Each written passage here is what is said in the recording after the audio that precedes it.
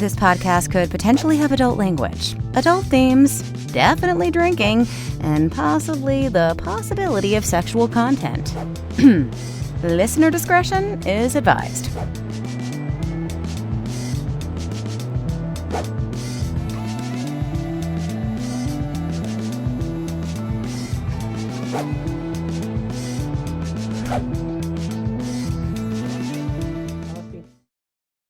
Yeah, so what is neither coffee nor what that is neither now? coffee or tea? You have our I'm not even going to introduce the show until whatever is going to come out of your mouth right at this moment. You guys, now I'm like, I realized I said that in an awkward way, and now That wasn't awkward at all. I don't know about that you, was Lucas, intentional. I was Yeah. trying to be jealous. That was come hither. Would you like to know more? yes. Let me tell you what's in my cup. Hot chocolate with honey and cinnamon in it. Okay. That's not nearly as exciting as that could have been. Oh, you guys seem let down. Well, the way you presented it to us, we thought we I were going a completely different direction. I'm sorry. I get excited about fucking hot chocolate, okay? Oh, wow. Wow. I was waiting for these are the tears of those who have fallen. Or something like that. Oh my God. Okay, guys, this is Drinking with Authors, the literary briefs edition that I feel like is somewhat anticlimactic from where Val was leading us to begin with. Because what you missed before we started and before I introduced the guest is we asked what was in her cup because she's like, I switched drinks. That's exactly how she said it. I switched drinks.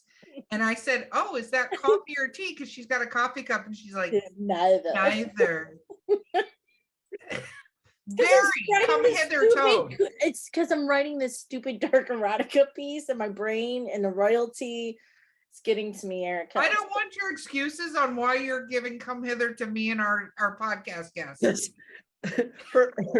This whole delivery of what we started to end up to, it was like Pussy Galore, golden or 007 to a lot of vagina Austin Powers, that was the ending to this. Hot chocolate. That's very on brand for me, just so you know, Lucas. That's very on brand. It is very on brand for her. So our guest today is Lucas LaMont. Welcome. Woo! Although I can't undo any of that was just Any of done. that. So whatever okay. So this is rapid fire questions. God. Yeah, no pressure. You can't fuck up worse than Val just did, so it's okay. I set the bar really low. Don't worry, Lucas. Okay, so Lucas, what is your favorite book of all time? This is a tough question for me because I'm one of those people that get so entranced when they find a good book that I get obsessed over it. And so it's kind of one of those things like, oh, this is my new favorite book. Oh, this is my new favorite. Okay, what's your latest obsession then? I have not read a lot lately because of being an author. It's kind of like double downing on that. But I'm still going to go with the first book that got me to this point. So I'm going to go Fatal Shadows by Josh Lanyon, which is the first book in the Adrien English Murder Mysteries series. It's also a gay male romance, kind of a slow burn type of thing. Highly recommend it. And it's a series, so you will not just get to experience that over one book. I think there's about 5 books in their series, which is great. Very cool. I forgot that Val got me so sidetracked with her weird hot chocolate bullshit that could have been way sexier than it ended up. That I think we forgot to say what me and you were drinking, Lucas. So I have the very last bit of my cranberry lime and gin, but it's real cranberry juice, so it's a little tart and I'm enjoying it. I love that. And I am on my 2.5 glass of pineapple fireball. So if I'm so gonna try that. So if I look a little glazed, that's why. You are. It's okay. No judgment because we're already judging Val, so we can't have room for all that judgment on this show. I would rather be drunk on pineapple fireball than hot chocolate. I'm just going to say that. Okay, judgment shifted dramatically in the last 30 seconds. And you have to watch the YouTube to see the judgment. It can't be translated. Judgment stares. Okay, so Lucas, what about your least favorite book? What is a book that you did not enjoy? You know, I knew this question was coming, and I've been trying to reconcile being able to say it, and the fact is, because of my latest profession, I can't. Because it would be a conflict of interest to say why this book wasn't my favorite. Here's where I'll at least give you a hint. It was a book within the gay, male, and preg Omegaverse. However, this book was full of toxic masculinity.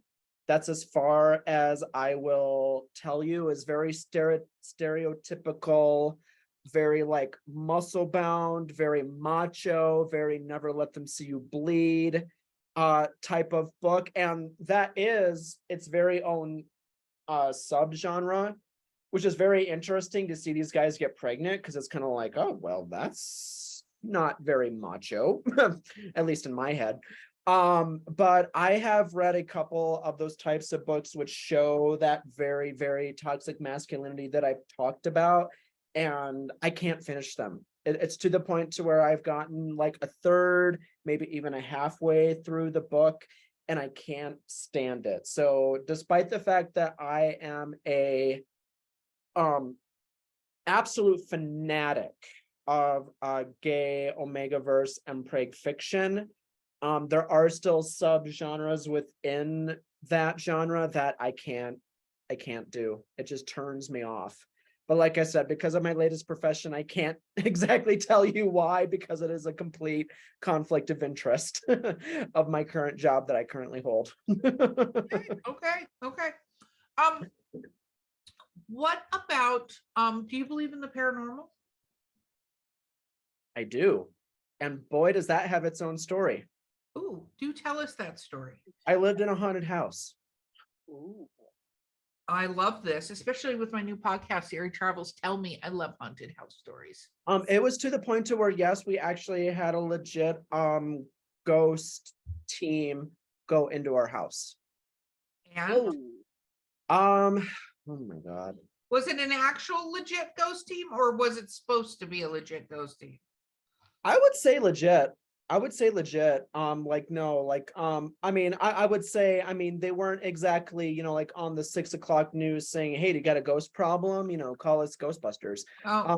It wasn't like that. I don't know Okay. I don't know how many places are actually like that. But yeah, we had a ghost hunting team go through our house to try to figure out if they could figure out anything. And let me tell you, this house, the minute that it was my ex-husband and I, we weren't married yet. We had moved into this house in Rochester, Minnesota, that we had got during the financial crisis. So, the house was dirt cheap, way below what it should have been. And literally moment one, walking into that house, there was something wrong with it. There really, really was. The strangest things that happened in it, my ex had a dog. And I had been with him at that point for about 3 years, and my ex had him for much longer than that. And this was the only time he would go outside, go to the bathroom, but then he would run to the end of the property line, sit, and then stare at the house. And he would just stare at the house, and he would not come in. We literally had to pick him up and bring him back into the house, because if we ever let him out the front door, he would go to the bathroom right past the sidewalk and then run to the end of the property line, sit, and then stare at the house, and he would not move. You got to listen to the animals. I'm a firm believer in listening to the animals. So there was that. The bathroom light turned on by itself. The bathroom tub turned on by itself. Oh. And then the thing that got us to get the host this was one, we had this really, really heavy artwork that was above the master bed. And it was heavy. It took both of us to put this on the wall with a very, very heavy screw system, mind you, to make sure it didn't fall off. We came home from work one day, went into the bedroom, got in there, and it fell off.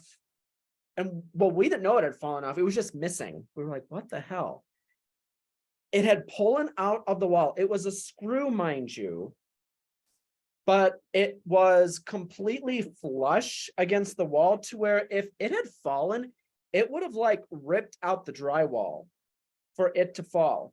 It was as if somebody had taken the painting down, set it on the floor, and then pulled the entire screw system out of the wall to all that was just like the clean hole that was created from when you had to put it in the wall in the first place. But yet the entire painting was sitting on the floor, flush against the wall, up against the bed behind it, and couldn't figure out how it got there. It didn't break. The glass didn't break. The frame didn't break. Nothing. But then the very last thing that got us to contact the ghost testing team is we were sleeping. We had just gone to bed, shut off the lights, we're in bed, and then all of a sudden I hear, it sounds like this 85-year-old person with emphysema trying to breathe and they can't catch their breath. And I'm hearing this constantly, just like constantly. And I'm like, is this for real right now? And I didn't say anything. My ex didn't say anything. And because he didn't say anything, I thought I was just going crazy. And then all of a sudden the dog started barking in tandem with when the breathing would stop and would bark every single time it quit. And I'm like, I'm hearing this legitimate. And so I finally say something and I'm like, are you hearing this? And he goes, yeah. It's like, what do we do? And he's like, I'm going to turn on the lights. He turns on the light. It instantly stops. Ooh. So that's when we contacted the ghost hunting team. They went through the entire house. They didn't get anything, like blockbuster movie type thing that you would expect, but the strangest things was there were a couple of voices that ended up showing up on their recording systems, and they had placed this brand new recording device in the guest bedroom that I thought was the strangest room, that I didn't like the most. They had put a recording device on the window. You hear these steps walking up to it, this slamming noise, and then the tape stops. And they said that when they went back to the recording, when they do this ghost hunting stuff, they put brand new batteries in all of their audio equipment. And they said the batteries were completely dead and they couldn't figure out why. Wow. So those were the strangest things that happened in that house. Well, The house was sold 3 times before we bought it. And since then, the house has also been sold about another 3 or 4 times. There's something about that house. okay, Lucas, separately of this, you've got to send me that information because I'm going to look into that house and Go see for what it. happened. Go for it. Yeah, because Her that's and Mark Munzie are fascinating. going to go on Erie Travels and they're going to research your haunted ex-house. Yeah. We've will driven, too. we've You driven know I by will. the house since then. And the number of times I've just wanted to get out of that car, hopefully wearing black and like this, like black, 1820s, like Children of the Corn hat with a Bible and just say, have you experienced anything paranormal in this house? I've wanted to do that so bad, so bad, but I haven't. He's ready to survey the new residents. I am. Basically. I am. I I want to know if the child is holding the doll that I saw there hanging in the closet. Those things. I totally just made that up. Oh Okay. God. Really? Wait, you didn't even tell us the best thing, Lucas. Fucking liar, storyteller. Okay. So is there any genre that you would like to write but you haven't yet? Yes. So I'm very much a nostalgia type person. As a matter of fact, if you go through starting March 25th, all 3 books that are published by me, there are several references to pulp culture, especially movies, that only like an insane like person like me who knows like movie references and movie quotes would know that there are actually several instances in all of my books that reference pop culture through that. And so I don't know if it was just kind of a natural segue for me, but I kind of want to write an anecdotal, almost kind of instruction satirical book on what it was like growing up in Minnesota. I actually have like a third of it written, I think, in like this Excel file of where I've been keeping track of all this stuff that is basically going to pay an homage love letter to my growing up in a very southern Minnesota nice community that is basically just a nice little joke book and, you know, feel good thing that it that really just encompasses, you know, all of the good people, but yet kind of the snarkiness that I grew up with, that it's kind of a humor put together between my father and my mother fused into one person. That's what I like to think of myself as. I got like dad jokes and like Roseanne sarcasm like fused into one. That's kind of my humor. So that's kind of one thing that I'm hoping to do soon, that I am wanting to take part in. But I am going to also live, you know, ride or die by this gay Omegaverse fiction, because I love it so much. I love it. The what I like about it the most is the rules that you can break, and it doesn't mean a goddamn thing. I love it. I just love it. That's very, very true. Val, do you have any questions? Questions. If you could be any She's a mythical- co-host. She's done this literally hundreds of times. Shut up.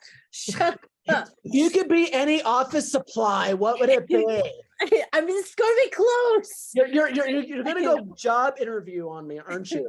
No. It's if you could be any kind of magical, mythological, folklore kind of cryptid creature, which one would you choose?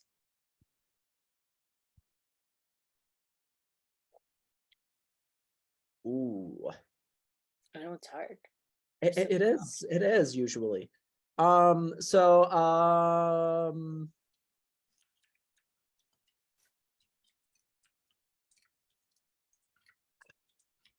guess anything with, you know, kind of like a witch altering power. That's kind of my dig. You know, I'm not really into, you know, like animal morphing. You know, I'm not really into, you know, like having wings or anything like that. But just being able to be a person that, you know, can really, you know, make spells happen, you know, whatever it may be. I think that's kind of my role. Yeah. So witch, warlock, I guess that type of thing. I guess we're going that direction. I like it. I like it. Mm. Innate magical ability, or you want to have to cast spells? Ooh, I'm gonna go innate. I like innate. I feel like those are more, you know. Yeah. I want to be able to fucking summon a goddamn Yeah, fireball. whenever I don't need to go Hallmark card rhyming scheme. Let's just do the shit. Let's just make it happen. I love it. When I get pissed off, I want everything to explode around me. Thank you. Thank Yeah. you. Very much the craft. Very much. Yes, very much. Yep. Yeah, I 1000% agree. 1000%. Okay. What about a weird food combination? One Weird, of our faves. Weird food. a weird food. Okay, well, it may not be a combination, but I do have a food that, well, a food type that I guess is not frequently loved or talked about. Okay. I'm a fan of really anything pickled. I grew up in a bar in southern Minnesota. And when I say grew up, yes, I mean literally grew up, you know, from like age 2 to age 12. That's where I was every Friday night. And so from that experience, I have eaten like pickled eggs, pickled gizzards, and like those are my favorite. My dad absolutely loves pickled herring. I get that from him. I have had pickled green beans, pickled fish, pickled okra, and I love it. And so I'm a really big fan of foods that are pickled. So that's my shameless plug for eat pickled foods. I like That's it. I like it. What is your favorite ice cream flavor? Mint chocolate chip. Ooh, So classic. much so that it is in the second book. Like it. What about reviews? So when your first book came out, do you read your reviews? I do. I do. Are Maybe, you maybe regretting I that look at them a decision? little too much, but I do look at them, yes. How has that been for you? Because not all authors can handle that sort of audience feedback. Let me talk to you about something, and being an author honestly came at the best time in my life because, I mean, number one, when you write gay Omegaverse impreg fiction, the first thing that you hope the author has is a pretty thick skin when it comes to what the hell you're writing. And then the content that I chose to write within the books themselves really kind of lent itself to say, okay, you better get with it because you're going to get published to the world here. I don't really care what people think, honestly. I'm kind of in that mindset. And I have the philosophy that, if you don't like a book, it doesn't mean that I did wrong. It doesn't mean that I'm a bad author. It means this book wasn't for you. Yep. And that's my philosophy on it. And immediately, I think it was probably even when I thought about doing self-publishing, I had that mindset. But definitely when Four Horsemen agreed to publish me, that was my mindset. So if there was anybody who that I was going to fear personally, privately, publicly on Amazon or Goodreads or Barnes and Noble tell me that they didn't like my book, I was just going to let it fall off me because I was just at a point in my life where it's like, this is my art. This is what I accomplished. I know it's not going to reach everybody. That I'm just going to have to deal with. And so I was fully prepared for that. But yes, I have read the reviews, and I would say, to answer your question, the biggest thing that I didn't realize was how many new people I was going to rope into the genre. And I don't know why. I don't know where it's coming from, but a Gateway lot. drug. You're the gateway drug. You're There are welcome. there are thousands and thousands and thousands of gay Omegaverse and preg fiction books out there. And for some reason, the people who feel compelled to leave me reviews online are the people who are, it's like I'm teaching them like what this genre is about. And the number one thing that they write in the review is, I'm so glad this author put a vocabulary section in the beginning of his book describing what all these terms are. And I guess that's the teacher in me. Right. But I would say that is the number one comment I get in the reviews, is that thank God somebody has explained to me in the beginning of the book what all these genre terms mean. And I did. And I don't even know what possessed me to do that. I don't know what told me, hey, I'm going to write this vocabulary section in the beginning of all my books that tells all these new readers what this genre is like. Because if you were to show that to any seasoned reader, I'm sure they'd look at that and go like, really? You did what? But honestly, like, that is what I get in most of my reviews, and it's entertaining. But I just never thought that somehow I would hit this niche of new readers coming into the genre and also appreciating it. So that's really cool to see that.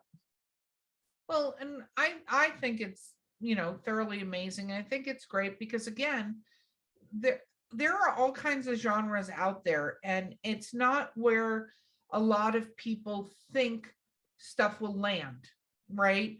Like there are so many genre change things. And although you're in the genre and stuff like that, it's a genre that is not talked about the way like hometown romance is, And so I think it's awesome. I love that you're doing that and bridging those sort of gaps in people's understanding.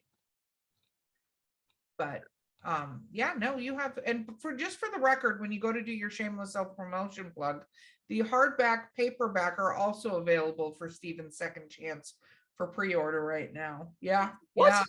Yes. Yeah. Are you serious? Yes. Yeah. I did not know this. Well, cool.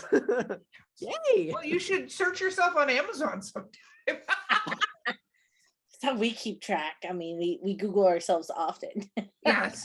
I did not know that. Yeah, no, it's We've been true. working on getting that a little faster. Little You know, faster. I will say, Roman's Reckoning will always have, a special place in my heart, for being that first book. This is what I'll say. Roman's Reckoning has the best drama of all three books. Oh my God, that book has the best drama. Book 2 has the best character development. Book 3, shamelessly, has the best writing. And I think you would naturally expect that from an author, that as they continue to write books, they get better. But I was really, really excited when Stephen's Second Chance Part 1 got finished and is now, on the cusp of being published. I'm really, really excited for this book. So Very cool. Okay, Val, you get one more question and then I'll do the final one. Okay. As writers, we always develop like bad habits in our writing I always talk about how each book it changes. Like you fix that bad habit from last novel, but this novel you're now have treated out. So what current bad habits have you caught yourself doing? I was really hoping this question wasn't gonna. Listen, Linda. Oh. My recent one was I made the mistake of not flushing out because there's one series that I write in first person. Instead of saying his hand, her hand, I kept adding the word own, his own hand, her own hand. So that's my most recent one. Yeah. Let's just say this all came ahead to when I was in my last relationship, and I literally had somebody say, "Why do you speak so passively? And why do you speak with qualifiers?" And I was like, oh shit. And it was because it was developing in my writing so much. And Jen warned me about it. I love Jen. I love you. I love you. This is not a read. Jen warned me about it way early in Roman's Reckoning, to the point to where she stopped editing my book and she's like, you fix this now. Yes, she does that to us too. Yeah. So she did that and I fixed a lot of it, but there were there was still so much more that needed to be fixed. And like when we had Chase on here earlier, it's one thing to look at a book and read it. It's another thing to hear somebody say all of your mistakes out loud. And so I have to deal with that when I listen to the audiobooks now. Luckily, I can say my passiveness and my qualifiers are getting so much better, to the point to where they're barely existent in book 3. And that's probably the number one reason why I say book 3 is probably the best writing. And I think it's honestly just a confidence thing. You don't, when you first start out and you feel like you're writing something definitive, and even though you take chances and take risks with some of the scene work that you do, some of the character development that you do, I think that was a way for me subconsciously to say, I hope the reader accepts this, and so I don't want to make anything definitive. And that's why I wrote in qualifiers. It's probably also my upbringing, Minnesota nice, hence why I want to read a satirical book about it. I hope you call your Minnesota book, Don't You Know? It's really close. Actually, I grew up, I was born there in where? Northfield. Oh my God. Don't you So know? I bet you know a town called Blue Earth. Yeah, yeah. That's where I went to school. Oh, well, that's fun. See, when I get around my Minnesotian, Oh and my God. yeah, Jesus don't Christ. you know? Oh my Oh my God, God. we need to go down and get a brewski. It's terrible. My boyfriend can always tell when my parents call me because he's like, "So did you talk to your dad today?" He knows. He knows. It goes. I slip right back into it. So Oh my we'll talk God. some other time. But yeah, So so you know the phrase Minnesota nice? yeah. Right now, I mean, it's a work in progress, but literally I want to call the title Minnesota Naughty, Forgive Me. Oh, I like it. I like it. Like it. I do. I like it. I like it. That's where I'm going with it, but holy cow. But yeah, that's where I think this all stems from is I think this kind of subconscious, almost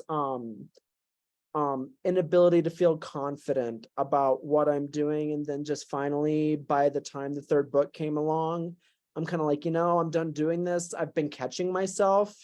It's interesting how even when I'm in the moment writing and I still write it, and then I'll go back and reread it, I'm like, why the hell did I add that word in there? It's like, and then all you have to do is delete it and the sentence is just fine, but it's all these extra qualifiers that I added in there that I'm slowly getting better with each book, getting rid of. And Erica always points this out that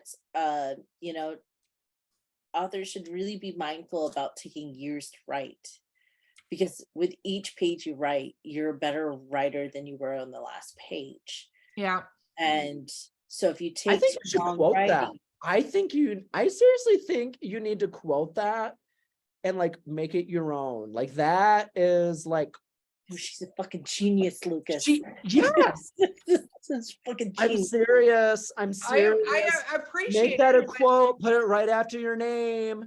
You will make millions off of that. I'm serious. Yeah, well, and I'm writing an article about it so that we can get it out there, because I think writers do themselves in, because if you take too long to do a book, you're a better writer. Like every moment that passes, you're a better writer, Well, some days we might be a little off, but most of the You're time, right. yeah, we all have a little off days, but most of the time we just get better and better. So if you go back and you wait forever and look at the book, you're going to be like, fuck, flip the table and start again. And you're just going to be in a vicious cycle of flipping the table every 5 minutes. So no good, no bueno. Okay, we you know what? Look how surprised Val looks. It's shameless plug time. It's shameless At plug the time, I was like, holy shit. Okay, Lucas, Yes. tell people. By the way, if you don't do this correctly, I'm going to. Your books are available anywhere, and if people want to go to their local bookstore and support small little independent books and bookstores and ask for your books, they can find them there. So, where can people find your books and you? You can find my books anywhere. Good job. Oh my gosh. You This is why dodged we the can't have Erica nice arrow. things for the record. Oh my God. Okay. But like I said, you can find all my books at the major outlets. And of course, Four Horsemen being amazing. They are make sure that can happen. Thank you very much. And you can reach me, like I said, on Facebook. You got author Lucas LaMont on there. You have my Wix at the same, which is probably the best way to get through to me. And I am very, very excited. On March 25th, we have Stephen's Second Chance Part 1 being released in digital hardcover. And I cannot wait for Chase Johnson to do the audiobook and have that come out as well. And that should be soon. So that should be very exciting within the next month or two. So yay. Lucas, it was so much fun having you on this podcast. This was so much fun. I looked forward to this all day. Just like any 1960s born or before woman, I cleaned the entire house for this. So I was so excited for this podcast. Oh my gosh, you say that, and like right now, there's if I turn my camera, there's so much stuff piled up in this room for getting ready for my construction project. You said clean, and I'm like, it's so fantastic having you here, guys. This has been Drinking with Authors, the Literary Briefs edition. I've been your host, Erica Lance. My co-host has been the ever entertaining Valerie Willis. Okay. So be sure to like and subscribe. Our guest was Lucas LaMont. Look at how on top of everything you are. So it takes getting an illness, and you've got this all nailed down correctly. It was the hot chocolate that you down. Like this is me on chocolate. Oh my God, it comes full circle. And we knew it would. Guys, we'll catch you next time.